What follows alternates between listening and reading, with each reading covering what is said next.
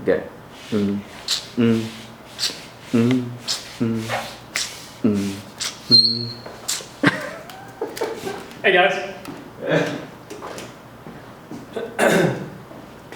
All this time that we've been working with graphing, we've been giving you the equation and made you come up with the graph. Today we're going to look at what you would do if we give you the graph and ask you to come up with the equation. Alright, so we're going to start with a little cosine function. Now, if you guys remember, we have been finding amplitude, period, phase shift, and midline based on our A value for amplitude, B value for the period, C value for the phase shift, which is also related to the C, and then our D value for the midline. Correct. Well, instead of us doing from the function, taking these numerical values and coming up with A, P, PS, and M for the usual stuff, we're going to look at the picture. We're going to look at the graph.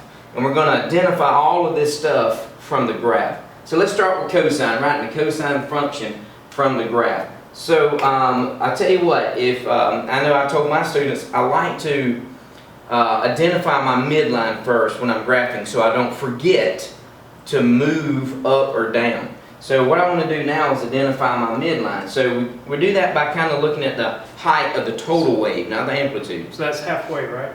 That's halfway this way. So it would be like that? Yeah, that's not correct, Mr. Sine. Here, Oh, you put it on the door. yeah, we got it on the door. We had to erase. That's all right. Cool. Little eraser. All right, so no, we count this way: 1, 2, 3, 4, 5, 6. This thing is 6 tall total. So what we want to do is split that in half. So 1, 2, 3, and when we do that, let's put us a midline right there. So now I know where half of that graph is. So our amplitude, or our A value, is now 3. So I'm going to kind of write this as I go. So we got 3 cosine parentheses. So now we said our B value is related to our period. So we need to know what our period is, the length of one wavelength or cycle. That's right. So why don't you try to find that for us, Mr. Simmons? Right. Well, we want a cosine function. If I count max to max, I've got 1, 2, 3, 4 boxes. If I look at my scaling, each box is a 4th pi. So I could do it like this: 1/4 pi, 2/4 pi, 3/4 pi, 4/4 pi, which is 1 pi. I like that. Or I could take this endpoint, Which would be 7 pi over 4, 4. and subtract from it my beginning point, 3 pi over 4. Which gives me the same thing you got when you counted, Exactly. knowing what each increment is worth, Correct.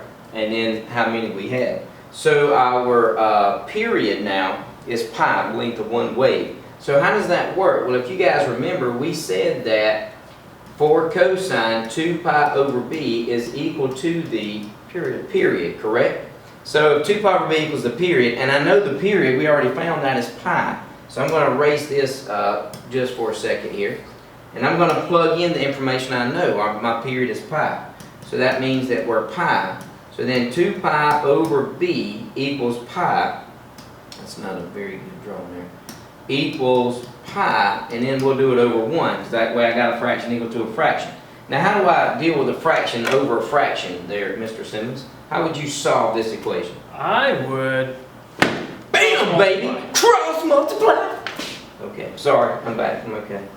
So, to cross multiply, remember... No? What? I'm not okay? Not even close. 2 pi equals pi times b. And now, of course, to isolate the b, to get it by ourselves, we divide by pi, both sides. Cancel out those pi's, cancel out those pi's. So b is equal to 2. So I'm going to come up here, and I'm going to put my 2 theta plus, I guess plus. We'll see if that plus holds water or not. I may have to erase it and put a minus. So you see what we did, you guys. 2 pi over b equals the period. We got the period from counting on the graph. It's not that hard. Then, of course, we said 2 pi over b equals what we got from counting. And then we did a little cross multiplication, a little algebra. And we come up and solved and found out that our b value is 2. So I'm going to erase all this, Mr. Simmons, and All right. what's the next thing we want to do here? Well, after B comes C. Alphabetical. And we've got, and that controlled the phase shift. Now we wanted cosine, and cosine goes max to max. Mhm. So if I look at this point,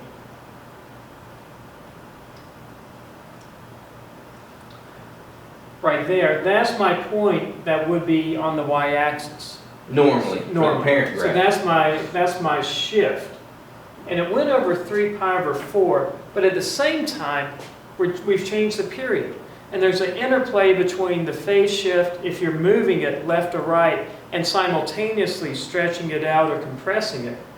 And there's an interplay between those two. And we know the phase shift is negative c over b. Can I write that down? Absolutely. Negative c divided by b equals. I know that's going to equal, and in this particular phase case, shift. if I use this as my starting point, it'll be 3 pi over 4. So we equal to 3 pi divided by 4. Right. But when I do that, I'm left now with two variables. And C one and B. equation. That's true. However, we just solved for b as equal to 2. There we go. So I could now rewrite the b as 2, right? Now again, how do we solve a proportion where I have two fractions equal to each other? Boom, baby! I'm sorry, a little careful. Cross multiply. Cross multiply. So negative c times 4 is negative 4c, and 2 times 3 pi is 6 pi. Now to isolate our c, Yep. we divide it by negative 4. And when we do that, we have c equals negative 6 over 4 reduces to 3 over 2, right? So, 3 over 2. yeah, where did I get that 2 from? It's negative 3 pi over 2. So our c value is now based on our b and the phase shift that we got from looking at where that cosine starts. Right. We got negative 3 pi over 2. So I knew I was going to have to erase that plus, and we got negative 3 pi over 2. Well, if you're so attached to that plus sign, what if we had used that point as our starting point? We could have. Okay. We could have used that as our starting point. That would have let that plus stay in place, but that would have changed our c value a little bit. So we could have used either one, guys. We just chose Or the even first that one to the right. If we wanted. Could have used that one if we wanted to. Remember, we're just looking at one wave, and there are infinitely many waves Correct. on this. So I'm going to erase all this stuff again. Remember, you can rewind the video if you need to. And the last thing we need is our d value. Our d. We already really That's had right. that though, didn't we? Yeah. It's 1. So we just go out here and we put a plus 1. So our function, based on the graph, the picture of the graph, the cosine, is y equals 3 cosine of 2 theta minus 3 pi over 2 plus 1, and we are done. We now know Yes, the sir. function based on that graph. So again, we've been taking this, going to that. All right, now we're taking the graph and going to the function. So let's look at one for sine, why don't we? All right, you're gonna need this. You want us to swap pens? Well, your pen is bigger than mine. Can't help that. All right, so write a sine function from the graph. All right, so now if you'll notice, y equals a sine of b theta plus c plus d. We said that was a sinusoid. You guys remember this? Look at our picture. There's our graph, guys. So again, we're going to count vertically from peak to minimum, or max to min, or crest to trough. So that's 1, 2, 3, 4, 5, 6, 7, 8. So that means 4 down from the top or 4 up from the bottom. We have a midline. So I'm going to put my midline All right. right there. So I already really know my d value. Is it okay? But can I Yeah, put go ahead. minus 2 up there? Negative 2. All right. So y equals, we'll come to the a part in a second. Okay. All right. Tell me what will we have right Well, amplitude is, I don't know if I'm on camera. Amplitude is defined as the distance from max to midline. 1, 2, 3, 4. Okay, so that will be 4 sine parentheses, or in our b and Our c. period. Now we're dealing with sine, so why don't we, instead of looking max to max, which we certainly could, let's go Midline midline to intersect midline. Yeah. And each increment is pi units. I'm going to use my counting method. 1, 2, 3, 4, 5, 6. So 6 pi is my period. So I just put a 6 right here, right, Mr. Simmons? No. Oh, B is not 6. No. B is 2 pi over B equals 6 pi. Oh. And we solve for B. 2 pi over B equals 6 pi. 6 pi. And we'll make that a fraction by putting it over 1. Now what would I do then? Alright, help us out, Mr. Sure. Simmons. We cross multiply. I've got 6 pi B equals 2 pi. Divide each side by 6 pi. My pi's cancel on the left and reduces to 1/3.